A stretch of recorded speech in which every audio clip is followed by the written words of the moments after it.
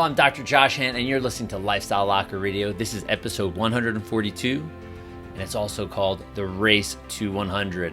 And in this episode, we're going to talk about daily and weekly training. I'm also going to share some inspirational quotes, which we're going to start off with one in a minute.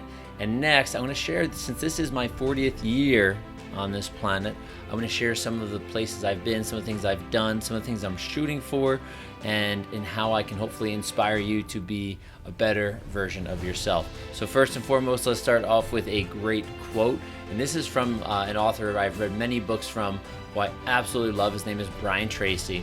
So here's the quote. There are no limits to what you can accomplish except the limits you place on your own thinking. And we all know when setting out big goals, what are the biggest things that lead us towards failure in accomplishing those goals? As our own thought patterns, right? If we're constantly bad thinking, putting negative thoughts into our mind and our body, we respond to it. So that being said, let's talk about how we can be inspired to open up the walls of our mind, to actually grow, to actually become better at being who we're really designed to be. And sometimes I think it takes some serious work to figure out who that is.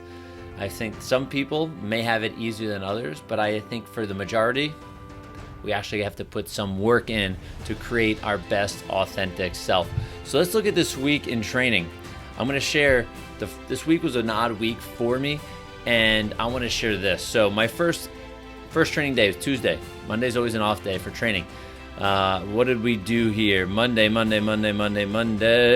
did 10.05 miles with a 10-13 mile pace. That was a good run, a little on the slow pace for me, but I'm working on keeping consistency, because what I want to be able to do is be able to keep well under a 15-minute mile for 100 miles. And I know that sounds like, that doesn't seem so bad, but a 15-minute mile is a pretty fast walking pace. So just go ahead, and if you want to give this a shot in your training, sometimes you may need, if you're a fast runner, this is not for you, because it's going to tell you to run slow. Try to run a 10-minute mile pace for 3 hours. Try to run, a 15-minute mile pace for half a day, right? These things are hard. Time at a consistent cadence and pace is difficult and challenging. I know those of you that are runners know what I'm talking about. And for those of you that aren't, I highly recommend, if you're just starting, start little bits and start in a little way, but increase your time and then increase some intensity. Because if you want to be able to run your first 5K or run your first marathon, it's something that can be done pretty easily when you do things consistently, right? Those are very important things. And consistently just doesn't mean your activities. It's everything from your mindset to your food to your recovery and sleep. All of these things really help. So 10.05 was the first day, an hour and 42 minutes of movement. August 1st. That was Thursday. So Wednesday, all day work day. Thursday, run day. Birthday, 40th birthday. I work all morning real early. I ran about a 5K, 3.22 miles at a 9:17 pace to the gym to train hard. And this is late afternoon, and my wife was taking me out to dinner, which after I showed up at dinner with her, it ended up being a surprise. My sister she was with us, and some friends and more family showed up. It was great. Food is phenomenal, but nonetheless. So I only ran 1.67 miles back because I needed to get back and shower and get ready to go out for dinner. I'm not allowed to miss my birthday dinner, right? So it was a short day. So we say 3, 4, maybe close to 5 miles, not totally. So it was a slow birthday day, but we did do some great training that day. In the gym, I did, what did I do that day? Pull-ups, push-ups, curls to presses, and I did multiple rounds of that. I think I did 3 or 4 exercises. I haven't marked. I forgot what it was. So nonetheless, but it was a great workout. A little fast, my head was spinning that I turned 40, so it was quite interesting. And next day, so up late that night for dinner. Dinner ended up going till about close to 11 p.m. and for me that's a late night. I know that sounds crazy to some of you that may be night owls, but for me, rest is important because recovery is very important for me to actually have a great next day in training, but great next day, period. I want to feel inspired and energized throughout the whole day. So August 2nd, which was Friday, where are we at? Hold on. My Strava is not... Actually, excuse me. Friday. Talk about Friday. It was a late night, wasn't good. I didn't even work out Friday. Took the day. Crazy, right? I didn't beat myself up, but between eating a lot, having desserts, and all of these things, I just felt crappy. I thought I might do a late night run. I was completely exhausted. I had dinner at with my sister and my wife again the following night, that Friday night, and I ended up passing out, laying on the tile floor in the kitchen with Shark Week on, out cold, right after dinner. So I slept for like 2 hours on the tile floor, and then I woke up feeling crappy, so I needed to get adjusted. But nonetheless, I didn't train Friday because I wanted to do a night run. Did not happen. So I woke up with a lot of rest. Ran yesterday, ran 11.18 miles at a 10:24 pace, so I ran an hour and 56 minutes. It's a great run. I ended up getting picked up by my wife because I wanted to do 10. I pushed a little more. I did some walking. Running later in the day has become a little more difficult because the heat has been kicking in and the humidity has been kicking in, so it's been pretty gnarly. And feeling a little more inspired to run. I mentioned this in my Facebook Live today on Sunday that I set my mindset out at night. I ate really well yesterday. I had an awesome healthy breakfast, multiple eggs, guac. We've got some sprouted bread, which we throw some coconut oil on, some organic salsa. Unbelievable. So I had this awesome breakfast, which was, like at noon or whatever it was. And ate really well yesterday. Had some fatty rice yesterday, which is, rice with oils and coconut oil and butter and all these things on, and then some curry, turkey meatballs.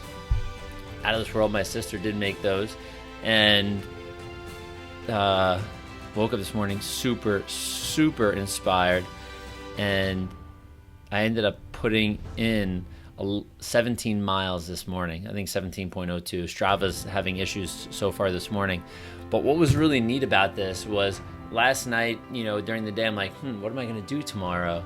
I'd like to do, I need a bigger run in. We're going on vacation. I want to make sure I can get some distance in and see where my headspace is and my body is to go longer than I have into training date, right? So this is the longest run I've done to date training. And I said, I mapped it out in my head. I go, 15, over 15 would be cool. 15 would be awesome. I wanted to do more than a half marathon. 15 would be cool. So I mapped that out in my head. I'm like, yeah, that sounds like a good run. Or looks like a good run in my head, I should say. So I ended up doing this whole run. And funny thing is, yesterday I had to get picked up. I texted my wife, listen, you got to pick me up. I'm feeling crappy. I'm tired. I'm exhausted, fatigued. The heat was kicking my ass. And today, I'm on my last mile of my run. And my wife, I guess is just out of Orange Theory, drives past me, honks. She goes, you all right? Because I've been gone for almost 3 hours at this point, 2 and 3/4 hours or whatever it was. And I'm like, yeah, thumbs up. I'm doing awesome. So it was really funny seeing her, and it was almost like the universe sent me a lifeline if I needed it, but I didn't need it, right? So my headspace was good. I felt inspired. I'm like, this is awesome. I can keep going. And I did not stop. I did not walk at all. Not at all on that 17-mile run, which is awesome. It was a little slower pace for me, but you know what? So be it. If I can keep these slow, consistent paces, I'm on par for a pretty fast 100-miler. And, I need to keep pushing my envelope, pushing the limit longer and longer and longer and harder and longer and longer. I know it probably sounds a little weird to some of you when me saying that, but seriously, I have to increase intensity when I do my speed weeks, and we're going to have to increase time and distance on other weeks and days. So you can look for, I'm going to be looking for, you're going to be able to see this and track this with me, longer and longer runs. I have a couple planned out. For those of you that are in the Northeast that are, I pass a lot of people on road bikes, because there's a road called Route 9W, which is called the Lycra Highway. I found that out by one of my podcast guests who rides bikes on it, his road bike, pedal bike, and people will ride from New York City all the way up past my house on 9W up to what we call Bear Mountain and back. And if they're doing that super ride like that, that's over 100-mile ride. Some don't go that far. Some people go to a town called Nyack, where they stop at this breakfast place called the Runcible Spoon and then run back. So I'm planning a couple of my runs in the next few weeks to be running on the Lycra Highway with all of these bikers. I'm usually the oddball. Everybody's has a wheel in the front and a wheel in the back, and all I have is my 2 feet going. I'm trucking along. I'm the oddball of the group, but you know what? I have to put in the distance and the time and the work to get things done, right? Because you remember, there are no limits to what you can accomplish except the limits you place on your own thinking. So don't be scared. I shouldn't say that. You can be scared, but be optimistic that you can actually accomplish what you're shooting out for. So the 17 miles for me was awesome. I was super pumped when I got home. Took a hose shower outside, hosed everything off. It was like God knows what I was going to smell like. And then took a shower, and now I'm here in front of you, and I feel awesome. I'm going to eat something in a bit, but I feel completely awesome today. So let's look at my last 40 years. I'm a son, a brother to my brother Ryan, and to my sister Morgan. And my parents' anniversary was also this week, so happy anniversary, Mom and Dad. That's Kathy and Jay. And I grew up with a really, really interesting, cool family.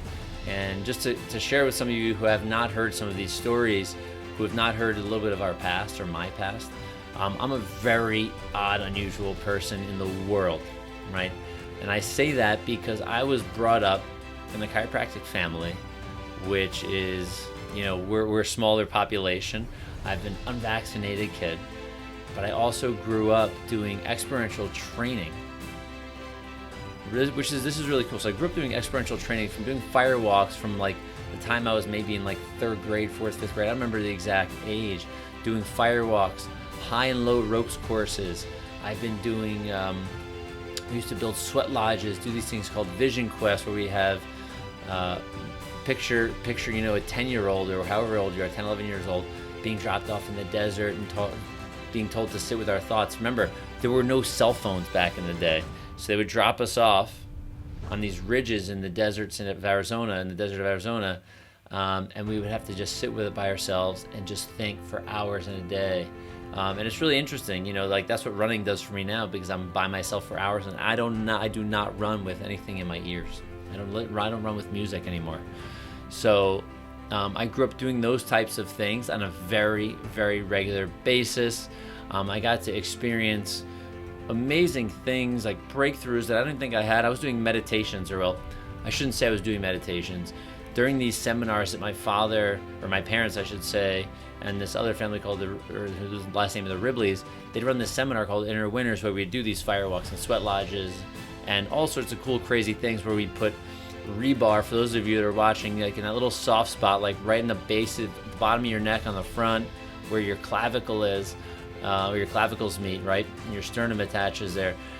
Put rebar, which is this pretty thick, like thick as your maybe pointer finger, steel between here, that soft spot. And my father, I did this with my father, he had one there as well, and taking a step forward, and this bar bending like butter, doing all sorts of really amazing, unusual things, all the stuff that all normal kids do, right?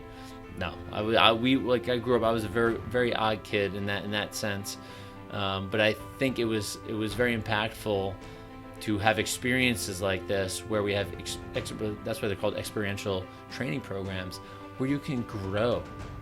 And we'd sit and do meditations in the desert at 6 a.m., sunrise. It was amazing. I don't think I got as much out of it as I could now, but it was very, very powerful. And being able to experience those things, I'm grateful to my parents, grateful to the Ribley family for bringing this and making this available to the world, and they're actually still doing it to this day. They took a little bit of a break, but they're still doing these events today, which help people get this unlimited power. I mean, I believe this may precede Tony Robbins doing some of his work. I'm not sure, but it's very powerful. It's in an intimate setting. There's not large groups of people. There's a lot of one-on-one time where you actually can experience some pretty powerful, massive growth.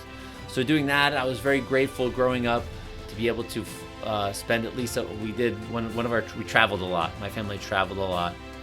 My dad worked very hard, took care of our family, and loved giving us experiences outside of those seminars, but loved giving us experiences that we would take with us for the rest of our lives. And one of my favorite experiences that I can remember, I mean, there's a lot of them, but one of my favorite experiences was, and I'll tell a short story, but I don't want to spend too much time here doing this, but we went to Europe for a month. 1 month in the summer. And we traveled via the Eurail system, like the train system, all around Europe.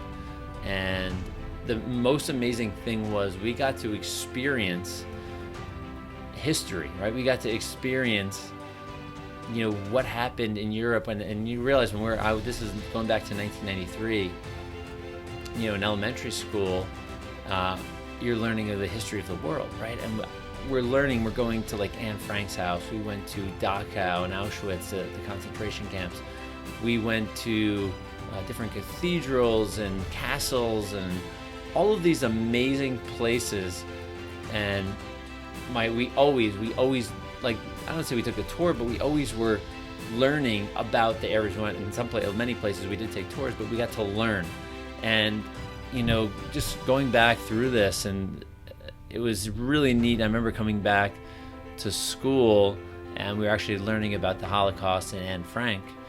And I remember being in class, and this is really wild and funny. And, we're reading the book, we're going through the Anne Frank's diary, and one of the teachers was saying something, I don't remember, whatever it was, but I said, no, it wasn't like that. And she goes, how do you know? I said, well, I was there 2 weeks ago. Whatever it was, a month ago. And it was pretty wild that I got to learn this amazing story of U.S. and world history by traveling the world. And I was never a great in-school student until I got to chiropractic college. Or actually, I got to business school first, but then chiropractic college. Until I really found out what I liked. I was not great at social studies or great at math or great at English or great at any of these things. I graduated high school, not proud to say, but a 2.5 GPA. But I graduated college and chiro school with almost a 4.0 GPA, like almost a perfect GPA. So that's not to say, ooh, wow. No, that's, when you find something you love and love to do, and you're inspired to work hard towards it, right? Remember, the only limits we put are in between our head. I was able to push through and study hard and train hard and learn a ton, so I can be the absolute best chiropractor, so I could be the absolute best that I was in my business school. I put a lot of energy and effort in. So really cool experiences growing up in life. I was an alpine skier, and this is, I was an alpine skier. I actually played baseball. So I want to share one baseball story and another story real quick with you, just a little bit about my past. And I'm sharing this with you because I believe, I really truly believe that coaches in life and sports can be either really, really, really good or really, really, really bad. So I remember being in, this is baseball. I was an okay baseball player, but when I started to grow, I got very clumsy. But when I stopped growing, I was like 15 years old or 16 years old, I got very good. My coordination caught up to my growth spurts. And I was a lefty, and I could hit the ball, really, really well. I played first base at 6'2" or 6'1", 6'2". It was a good position for me. I was pretty decent at playing. So we played on this Babe Ruth team, which was like a 16, 17, I think it was, or Mickey Mantle, whatever it was. We were like 16, 17 years, but then we were so good that our team ended up playing a lot of the next level up, which was the 18, 19-year-olds as they're getting into college. And we were playing in an all-star league, a traveling league, and I played first base, and so did the coach's son as well. But I was a better player than his son. And what happened is we're in the last 2 games before going, or having the opportunity, I should say, to go to the state finals. And I had an opposite field home run. It was, like right out of the movies. It was the bottom of the 7th. We only played 7 innings back then. Hit a 3-run home run. And, man, we won the game. Really, really cool. And so it was the first of the doubleheader. The coach benched me the whole second doubleheader so his son could play. So, like, things like that, like, I stopped playing baseball. With an immature mind, my coach really, like, broke me down. Wasn't good. So I believe coaching is very, very powerful. And I had great coaches in skiing from high school coaching, which was one of my teammates' fathers. He wasn't a great coach, but he actually, like, pushed us to be better all the time. And I guess that is a good coach. And then through some collegiate skiing, I had an awesome inspirational coach who not only could coach, but he could ski really, really well, which was absolutely, absolutely awesome. But I got out of there after 1 year of racing, got injured, hurt my back, was in a car accident, and had to decide what I wanted to do. If I wasn't going to be an Olympic hopeful, I had no idea how far I would have gone to become an Olympic hopeful.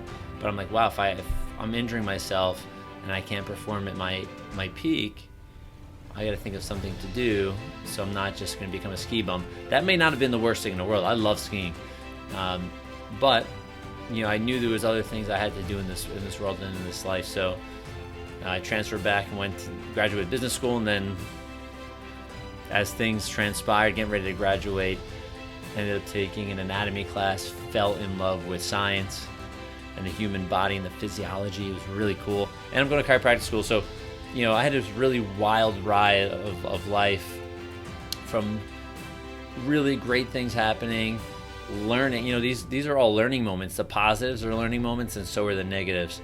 And I want to thank all of you that have inspired me, have taught me, from the chiropractic world to the life world to the podcasting world. I want to really share so much gratitude, and all the people that I've been able to meet to have inspired me to be a better version of myself, I think is super powerful, because I really want to be myself, or my best self, for all of you. I need to be my best self for me first, but I want to be my best self so I can inspire more people to do more good, to be the best chiropractors, to be the best athletes, to be just the best people. And as I look forward for the next 40, man, I gotta step up my game here. And that doesn't mean me doing more work necessarily. It may mean me working smarter and harder in condensed time periods, so I can not miss out on experiences in life, like hanging out with my nephew Jack, and there's a new baby coming soon as well in my family. So being in a good place mentally, physically, financially, spiritually, that I can afford the time and energy to spend the time with those that matter most. So I think the next 40 are going to be about growing very large in a good, positive way, so I can impact more people in a really good way, and also spend that time that I need to spend and want to spend with the people that I care about most. Because what many of you may not know about me is that I'm not a very social person, and I want to be a little bit more social, and it is what it is, and I have to work hard at being better at that. And it's funny, that's just one last story. My mother-in-law, I love her to death. She was at dinner the other night at our house this past maybe a week and a half ago, or maybe I don't know where it was, but it was really funny. She said, she was comparing me to someone in her family, and who's very analytical, who's not very warm and fuzzy. But she goes, Josh isn't a very warm and fuzzy person. No, but he's a really loving person. He cares about people, but he's not that like warm and fuzzy guy. I go, well, you're probably right. My wife's like, yeah, you're right. So I want to become, maybe I don't want to be that warm and fuzzy person, but I want to be able to be more available to be around my friends, to be around my family, and come from a place of gratitude and love. So that's it. That's the Race to 100. I hope you're all inspired. Maybe learn a little bit more about me than you wanted to know. And on to the next episode, people. You're going to hear about shark diving. Well, when I get back in the next Race to 100, you're going to be a shark diving. You're going to hear about my training in the Bahamas, which I don't even know what it's going to be like at this point. And you're also going to hear about life as usual, right? We have some awesome guests coming up next week and the weeks after. People are jumping on board. And if you have anybody that you want me to interview, me to have a conversation with, please, you can share on Facebook, on Instagram, send me a direct message, share a post on my personal page, wherever it is, Lifestyle Locker, Facebook page, share, and I would love to get someone on our show that you feel inspires you, because if they're inspiring you, there's a good chance that I'm going to be inspired, and then we can magnify that through the world of podcasting. So have a great day, evening, or night, wherever and whenever you're listening and even watching at this point. We'll see you soon. Bye-bye.